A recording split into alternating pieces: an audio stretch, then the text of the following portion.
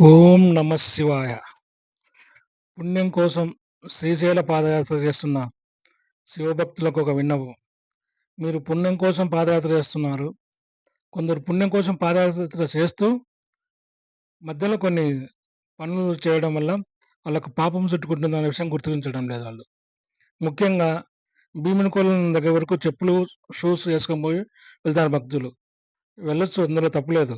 కానీ భీముని కొలను దగ్గర అక్కడ దిగే చోటే అంటే చాలా ప్రమాదకరమైన లోయ ఉన్న చోటే దిగే చోటే మీ చెప్పులన్నీ అక్కడ వదిలిపెట్టిపోతున్నారు. దీని కారణంగా మిగతా దిగే భక్తులు ఎంత ఇబ్బంది ఏర్పడుతుంది? ఆ చెప్పుల మీద కాలు పెట్టడం వల్ల జారి లోయలో పడితే వాళ్ళు ముందు వ్యక్తుల మీద పడి, ముందు వ్యక్తుల మీద లోయలో పడే ప్రమాదం ఉంది గదా! దాంతో ఎంత ప్రాణ నష్టం జరగవచ్చు. ఆ పాపం మీకే చుట్టుకోవచ్చు. మీకక్కడ చెప్పులు వదలాలనుకుంటే అక్కడ పక్కన వదిలిపెట్టండి. కరెక్ట్ లోయలో దిగే చోట వదిలిపెట్టడం ఎందుకు?